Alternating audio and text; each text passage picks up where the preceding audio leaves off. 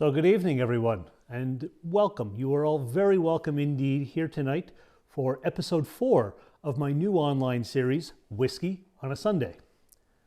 Now, for those of you who may be joining for the first time, either live here on Instagram, or if you're watching the video via replay on IGTV or another social media platform, each week at 8 p.m. Eastern Standard Time, I will be going mostly live. There will be some videos occasionally, but I'll be going mostly live to chat with an adult audience about some whiskey history, what's new in the world of whiskey, as well as do a live tasting. Sometimes it's going to be 1, 2, maybe even 3 tastings. Tonight we're doing 1. And more important than all that, at least in my opinion, I'll be telling the story behind what's in my glass. So first off, as this series is indeed intended for adults, please, if you're watching now and if you are not legally able to purchase and enjoy whiskey wherever it is you may live, then you do need to say goodbye. So joining me for the tasting tonight in this season of festiveness where we're at, I have 2 new friends, Mr. and Mrs. Snowman. They were made by the mother of Irish artist Laura Mulcahy. Her mother Marcella made these by hand and was kind enough to ship them to me here in Ottawa. So these folks are going to be a part of our holiday festivities going forward. And we're still talking about Irish whiskey, so I thought it would be a very festive and very apropos theme to include them tonight. So in this episode, I am taking a deep dive into the story behind Powers Gold Label Irish Whiskey. Now, Powers Irish Whiskey, a whiskey built on never cutting corners, always trying to make whiskey the right way.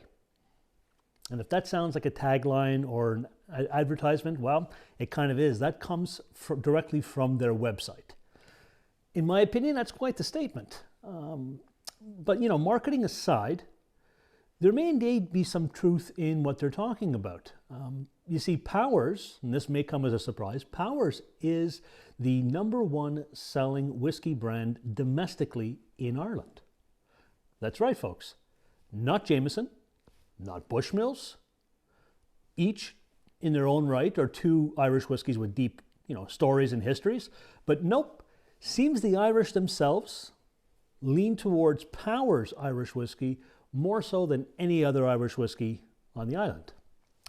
Now, perhaps it's the taste of the product, perhaps it's the story and the legacy behind the brand, or perhaps, and more likely, in my opinion, it's a combination of the 2. So, hope you have a little dram, you got a wee one with you, and let's start at the beginning, and then you can decide for yourself why you think that Powers is what it is in Ireland. So the Powers family were originally from County Wexford. County Wexford. Wonder if my friend Larry Kerwin, a Wexford son himself, and noted musician, author, playwright, and of course founder of Irish-American band Black 47, I wonder if Larry knows they're from Wexford. You know what, he probably does. Larry is a walking encyclopedia of Irish history, so I bet you he even knows some of the family members. But more importantly, back to the Power story. So originally from Wexford, in 1785, James Power leased some land in the old Liberties area of Dublin at 109 Thomas Street to be exact, and there he built a public house. And in those days, a public house was a combination of both a hotel and a tavern. Coincidentally, that's where we get the modern day term pub from. Pub coming from public house, shortened version. So not content with just being an innkeeper, in 1791, James established a small distillery on site. Now initially the distillery was known as James Power and Son, and it had a modest output of about 6,000 gallons of Irish whiskey a year. Now small, but growing in popularity, by 1822 the distillery was now known as John Power and Son, and it moved to a new building on John's Lane. And John's Lane was a side street just off of Thomas Street.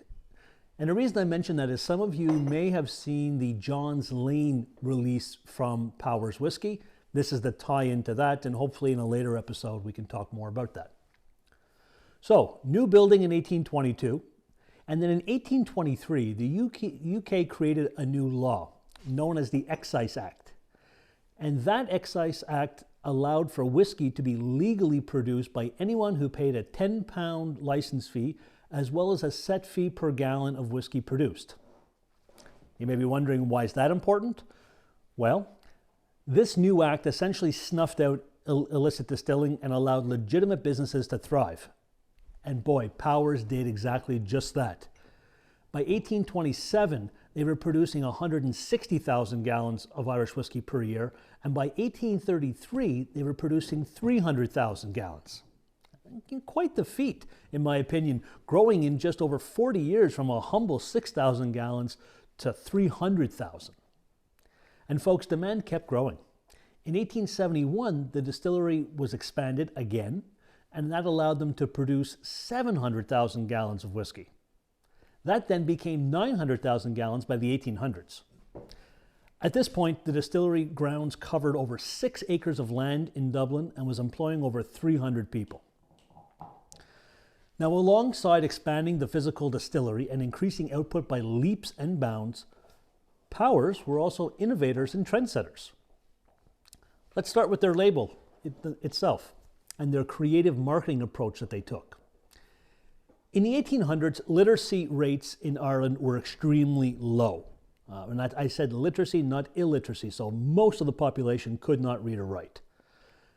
So with this in mind, the very inventive folks at Powers, they had the bright idea to make their label stand out amongst the other brands and to not only be easy for illiterate consumers to ask for that product, but also to recognize it. The label back then had a bright red P enclosed in a diamond shape, which it's a lot smaller on this label, but it was more pronounced back then. And they used ground up bronze as a coloring agent for the label. Oh, by the way, that P and that diamond shape, it's very small here, but when you see it, interesting little tidbit, that was the first ever trademark filed by the Powers Company. So, little side note there. All right, so they had that, then they ground up the bronze, gave it the color of that gold. They also added 3 embossed swallows on the glass. So when you look at a bottle of Powers, you'll see 3 embossed swallows. And this was all done to make sure that there was no confusing a Powers bottle from anybody else's that were being sold. And that also led to the second innovation, the bottling itself. You see, whiskey was historically sold in casks at what's called cask strength. So a lot stronger than what we're seeing, these days at the 40, 43, 45%. What they were doing then is the distilleries were selling it in casks at full strength, and bonders and publicans who bought those casks were then tasked with tempering down the strength by adding water and then in turn selling it to the public. Now the problem with this was that, let's say, some of these publicans and owners and bonders, they were a little less than 100% honest with the watering down, and Powers started to notice more and more that their whiskeys were getting watered down more than they liked. It allowed the publican or the bonder to make more money because they had more whiskey and less whiskey in the bottle and more to water down. But Powers didn't like it. They wanted to ensure the integrity of their product, and so in 1886, Powers started bottling their whiskey themselves. That made them the first Irish whiskey to ever be bottled. Now, just for some context, Jameson, as I said in episode 1, they didn't start bottling their whiskey until 1962. So, shows you how far ahead of the game these guys were at Powers. Additionally, Powers created 2 different label types. They had a white label that appeared on Powers bottles, which meant and told the public that that bottle was bottled indeed by a publican or a bonder. And that was done mainly in the very rural areas of Ireland at the time. If you saw a gold label, we just talked about the gold label, then that meant that it was bottled by the Powers distillery themselves. Another bottling initiative saw Powers create the miniature bottle in 1889 at their Georgia Street bottling facility. You see, back then, Powers whiskey was a very expensive whiskey. It was actually about 8 times more expensive than other Irish whiskeys on the market. And so in an effort to make their whiskey more accessible to people, they created what was then called the baby Powers bottle, what we now know as the miniature. And a baby bottle of Powers was about the same price as a regular bottle of Irish whiskey, of the other Irish whiskeys on the market. Now you may be wondering, that's a bold move, and why would they do that? Well, seems the Irish didn't mind that, and despite the fact that you're only getting this much of Powers whiskey versus this much for someone else, Powers continued to be the first choice for Irish whiskey drinkers in Ireland. And no, folks, they weren't done with innovation. Nope, not at all. Powers was also the first distillery to operate around the clock, 24 hours a day, 7 days a week. Now, this of course meant a lot of hard work for their employees, and so in an effort to ensure that their employees were cared for, they created dining halls in their distillery, another first, and they even built affordable housing, boarding houses for their employees to have an affordable place where they could, hang their head and rent and call their own. And this was done to help make sure that those seasonal employees especially had an affordable place to stay and live. Now, most of the workers at Powers were indeed seasonal, and most were very poor farmers. Many only had one set of clothing, and again, in an effort to provide their workers with some dignity when walking about Dublin when they weren't working, each tenant in the housing that was built by Powers was provided with 2 nightshirts, which they could wear when their clothes were being laundered by housemaids that were hired by Powers at the time. So, again, wanting to give the people a sense of self-worth, good on Powers for doing that. So John Power, he was the son of James Power, and John followed in his father's humanitarian footsteps. I'm going to call them humanitarian footsteps. You see, James, the founder of Powers, he never forgot his own humble beginnings and always made the time and effort to socialize with his employees, often sitting with them and raising a glass or two at the local pub. His son John did the same thing and was a huge proponent of sharing education with those seasonal farmer employees and farmers in general in Ireland. At this time that all this was going on, about 90% of Ireland's people farmed their own food. Subsistence farming, subsistence eating was a way of life. And with that in mind, John Powers each year would charter a train to go out to the rural areas, pick up the farmers, and then bring them to the Royal Dublin Agricultural Fair, where these farmers could then learn new farming techniques in the goal of helping them increase yield and to grow better crops. And John Powers paid for all of this, the train, the lodging, all of it. And it was all done in an effort to help his fellow Irish people have better livelihoods. Now, all of these efforts by Powers was not lost on their workers, or really on the Irish in general for that matter. Back in those days, in the late 1800s, it was often said of Powers Distillery, you were not going to be guaranteed the best wage in the industry, but you were guaranteed a boss that knew your name. And that seemed to really matter to the people, as this was truly a rarity back then. The divide between rich and poor was immense, but the Powers Distillery, they really tried to bridge that huge gap. They ensured doctors visited employees who fell ill. They even kept service records to reward long-standing and long-time employees, essentially creating one of the first HR departments in history. Oh, and of course, let's remember, what we were talking about in previous episodes, Powers pretty much saved Irish whiskey and is arguably the only reason we're able to enjoy a drop of the Irish today. Now, how so? If you've missed the other episodes, you may be saying, how so? Okay. Well, in prior episodes, I did talk about how several factors played into a steady decline in Irish whiskey's market globally, and how by the 1960s there were less than a handful of Irish distillers left.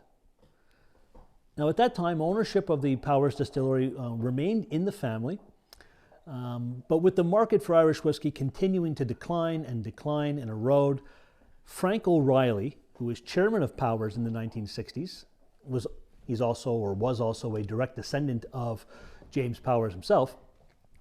This Mr. O'Reilly, he had a radical idea. He approached both the Jameson Distillery Company and Cork Distillery Company about putting the survival of Irish whiskey first and foremost, and said we need to merge together. Now, after some intense discussion, of course, the partnership was agreed upon, and in 1967, the new Irish Distillers Limited was created.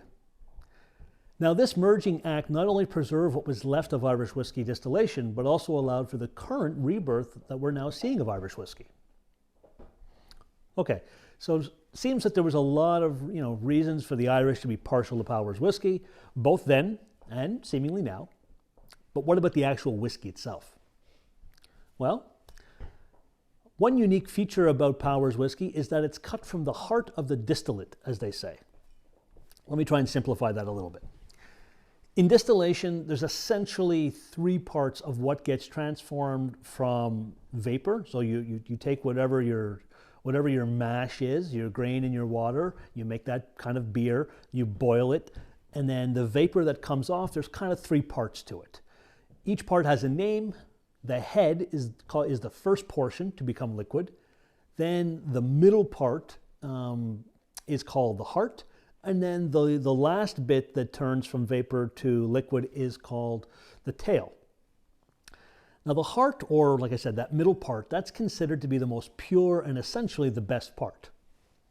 Many distillers will use all or mostly all three of those portions in their product, but not Powers. Their legacy was that only the best part must be used, which led to their popularity. And it's still their MO, their modus operandi today. They were also triple distilled pot still whiskey produced from copper pot stills, and they remained that way until 1967, when the recipe was then tweaked a bit. It was reformulated from that single pot still style into a blend which incorporated both pot still and column still whiskey. In column still whiskey, when you hear that term, that means there's grain involved. The recipe was then retweaked again in 2013. So what we're drinking present day now has been the second tweaking of the original recipe and remains a blend. Now, with regards to this gold label release, it's believed that 70% of this whiskey in the gold label is pot still produced. And when we talk pot still, we mean that it has both malted and unmalted barley that's used and distilled in copper pot stills. So 70% there, and then about 30% coming from column still grain whiskey. We think it's corn, but it could be wheat as well, but grain. The pot still portion, that's 70% that's pot still, that's aged for 5 years, and the column still portion, which contains the grain, that's been aged for 7 years before both are blended together. Oak is used for maturing of both the styles. Ex-bourbon American oak is used. And this bottle comes in at 43.2% alcohol by volume. Okay. So now the time that everyone's been waiting for, let's have a little taste. And as you can tell, this is a well-loved bottle. So we're just going to pour a little out. So nice coloring on there. We've talked about coloring before. We're not going to get into that again. Probably some of that coloring agent, but that's not a big deal. Okay, so on the nose, apple. For me, Powers, the tell is grilled banana, and then I get a clove note right away. Those three things jump out, but I always know I'm tasting Powers. For me, my sense of smell, I get grilled banana, almost a little tropical out of it.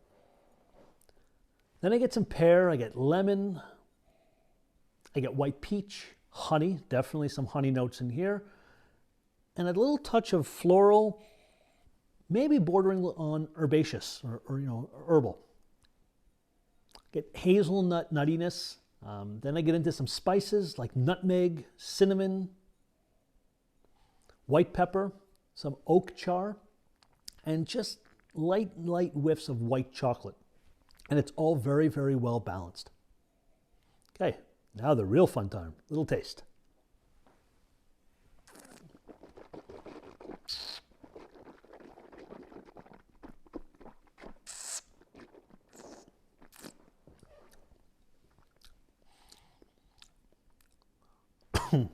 Spices come out up front. Live tasting, folk. So spices, cinnamon, nutmeg, touch of that white pepper, so a little kick, all on the tip of your tongue. Orchard fruit, so when I say orchard fruit, I mean apple, pear, and then I get a crisp barley note. Some honey, some of that earthy clove comes back again, And now it's changing into a buttercream and some butterscotch. A really nice weight on the tongue. You know, it's not too heavy, it's not too light, it's just, you know, just a nice mouthfeel. On the finish,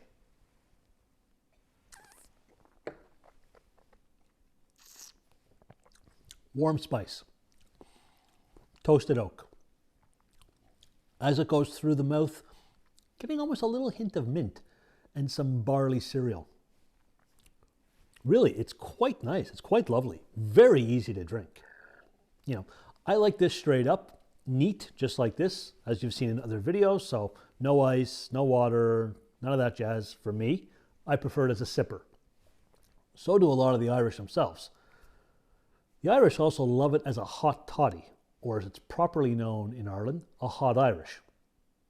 And seeing as how we're approaching winter and the holiday season, at least here in Eastern Ontario, I reached out to one of Derry's most respected barmen. I reached out to family friend Herbie McNutt, and I asked him for the proper way to make a proper hot Irish. First thing he said was, you need Powers Gold Label. Next thing he said was, you take a glass and you take a spoon, you put it in there. And you take some boiling water and you pour it over the back of the spoon so that you don't shock the glass. So we're going to try this. We do that. That's about good enough for me. All right, so then next we take a spoonful of sugar. Let me put that right in. Then a slice of lemon. So I've got a handy dandy slice of lemon right here. 4 cloves. 1, 2, 3, and 4. And last but not least, we take 2 ounces of our Powers Gold Label. And we pour that right in. Perfect. Then we take our Powers bottle and we put that front and center. Move that. We give it a little stir. Get that sugar going. Get the cloves going. All right, put the spoon over there so it doesn't fall. And there it is. The hot Irish, the proper hot Irish, right from Derry's own expert barman, Herbie McNutt. Cheers. Lovely. Almost as good as the one that Herbie made for my wife and I when we saw him 2 years ago. All right, so I'll move that just over here. Excellent. Okay, so Powers, been talking about it, Gold Label. How do you get it? Well, in Ontario, Canada, when you can find it, right now in all of Ontario, there is none for sale. We have to go through what's called the Liquor Control Board of Ontario. That's essentially, if for my American friends, that's like a state-run store, liquor store. That's the only way we can buy our booze outside of through an importer, but even they have to go through the LCBO. So right now, there's none. That's why it's a loved bottle. We usually see some more early spring, so fingers crossed. When you do see it in Ontario, it retails for $40.75 for a full bottle, proper bottle. I've seen this on US websites for around $28.99, depending on the site and I guess your state and your taxes.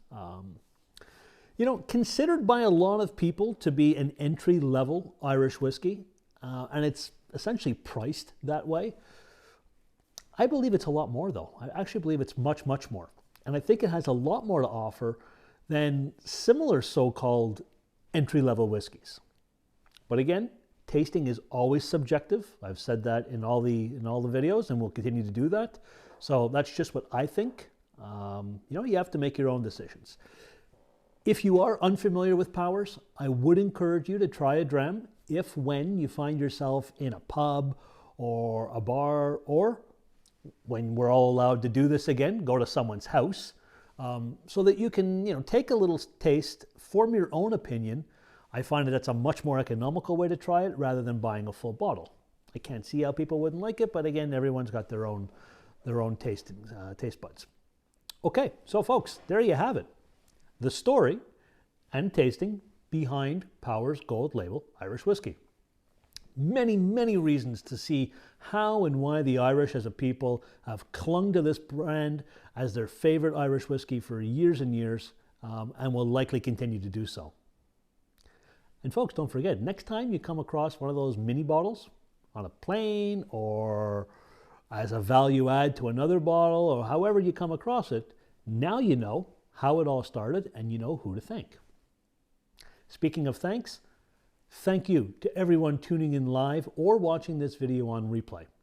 Regardless of how you're watching episode 4, I truly appreciate your time and your continued support. As we are indeed in the holiday season, I would like to wish you all peace, love, happiness, and health. Nolig Hanagwich, agus Slán go fáil, from Psalm for All.